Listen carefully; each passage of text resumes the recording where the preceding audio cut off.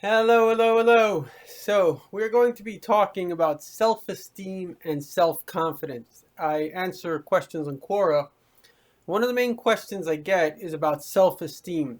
So, let's discuss for a moment what is self-esteem. Like most things in life, you can understand what something is from what it isn't. If you want to understand what is meaningful, it helps to understand what is meaningless. So, self-esteem, if we understand what a lack of self-esteem is, in other words, you don't feel confident. So, the question is, why doesn't a person feel confident? And usually the answer is somewhere along the lines you have been shamed. And unfortunately, excuse me, shame is the thing that we fear most. Psychologists say that people fear public speaking more than death, which is quite remarkable. What's the worst thing that can happen in public speaking is you'll be shamed. A lot of us, a lot of us, I would venture to say most adults, studies have showed everybody's been bullied. So what is bullying? Bullying is shaming for no reason. If I said, you stole money from my store and you stole money from my store, I met a convict once who was 8 years in prison. He says, yeah, I deserved it. I stole. On the flip side, not that I believe prison is the right sentence, but on the flip side, if I said to somebody, you stole money from my store, but he didn't steal, that could mess someone up.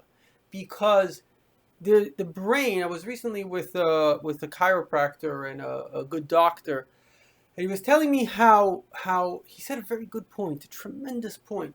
He said that in order to overcome trauma, you have to be able to understand it. The brain is basically something that makes sense out of reality. But when you get shamed, and what a bully does is a bully is somebody who's been shamed himself and is jealous that you feel confident, and therefore he's trying to destroy your self-confidence. If you look at the actual dictionary terminology of a bully, it's like blustering person. Now, why is a person blustering? Why can't you just be confident? I actually got a Quora question today, which was, is overconfidence, or why do people mistaken overconfidence with like arrogance? And I said, well, actually, I've never heard of the word overconfidence, and maybe it's because arrogance is the problem. And so the person who's a bully has set up, it's called narcissism, they've set up a kind of defense mechanism whereby, I don't want to go into all the psychology, but the ego takes over and you think you're the God's gift to mankind. And really, subconsciously, you have deep fear of shame. Consciously, you think you're the greatest person. Subconsciously, you're jealous of the person that doesn't have shame. And therefore, you see in your mind reasons to shame. That's why you see a very interesting thing.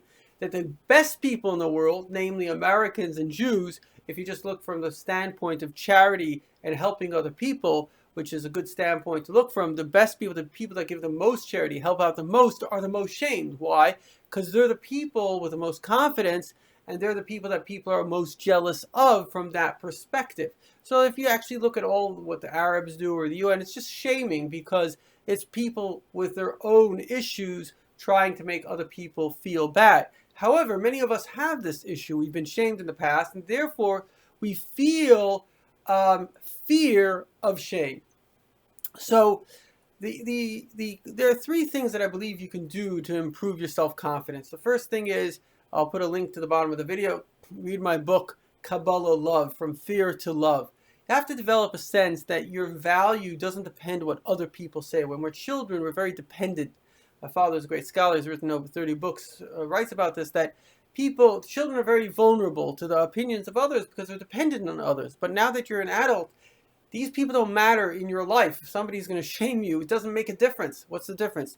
A friend of mine is a principal of a school. I asked him, how does he help children with anxiety? And he says that, well, they tell the children, after 2 weeks, will you be okay? So let's say somebody shamed you. In 2 weeks' time, will you be okay? Of course you'll be okay. There's no big deal. So it's not a difference if somebody's going to shame you or not. So the fear that you felt in the past, which might be related to vulnerability, you don't have that vulnerability now, so you have no reason to fear it. The other thing is you have to develop a positive purpose in life. If we have meaning in life, thank God, God has blessed me. I have a gift of inspiration and I use that gift as well, which took a long time to develop, and maybe have the self-discipline and motivation to use it. But the point is, because I use that, I have a lot of confidence in myself. I know that my life is meaningful. I know that I help a lot of people. So it doesn't matter to me if somebody shames me. Do I like it? I don't like it. It takes me a couple of seconds to get over, and that's it. It happened. Next case, you fall down. What do? You get up and you keep on going.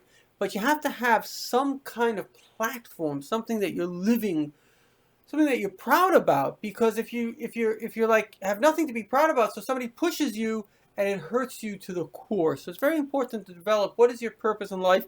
If you look at my book in the back in the appendix, I have how to discover the meaning of your life. If you do it, I guarantee you're not going to have any problems.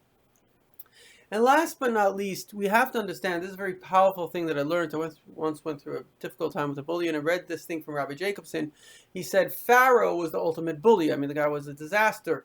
He wouldn't let the Jews out. He was obviously a racist, and he kept an entire race within his confines. And I'm Pharaoh. I'm not going to let them out.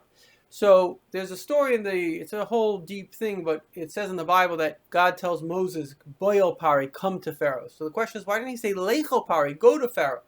So actually God was showing him the essence. What is the essence, right? These people that we're afraid of, that he's going to shame you, what is the essence of that person? Pharaoh, he's the ruler of the world. He's like such a powerful guy. But now you and I look back at Pharaoh. If we were in those days, imagine what Pharaoh would be now. What are we looking at? Some moron. Right? Guy who thought he was a god. The guy was a nut.